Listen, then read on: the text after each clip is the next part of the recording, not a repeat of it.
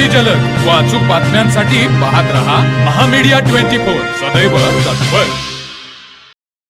पंचगंगा नदीला सध्या हिरवेगार पाणी आले आहे। यामुळे नागरिकांचे आरोग्य धोक्यात आलं असून नागरिकांच्या जीवाशी होणारा खेळ तात्काळ थांबवावा अशी मागणी रुकडी आणि परिसरातील ग्रामस्थातून होत आहे।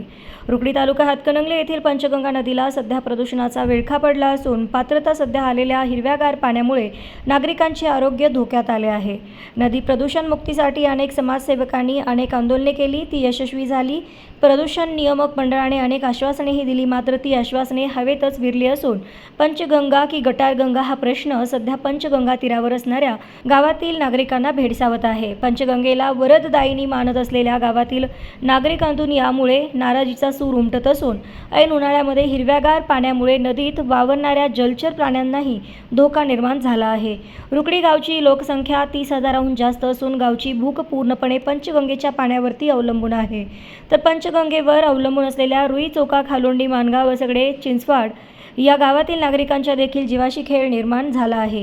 या हिरव्यागार प्रदूषणयुक्त पाण्यामुळे नागरिकांसह जनावरांचं देखील आरोग्य धोक्यात आलं असून आजारांचं प्रमाणही वाढले आहे।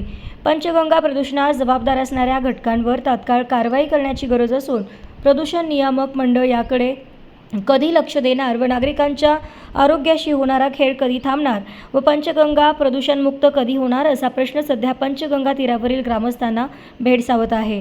महामीडिया 24 साठी रुकडीहून रोहन देसाई।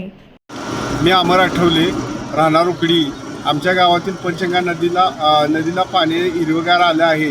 हे पाण्याला प्रशासन जबाबदार आहे आणि हा पाणी कशामुळे आलेलं आहे प्रशासनाने त्याची माहिती घ्यावी आणि मी त्यांचा निषेध करत आहे। तर मग चला सबस्क्राईब करायला विसरू नका महामीडिया 24 न्यूज चॅनलला। महामीडिया 24 सदैव तत्पर।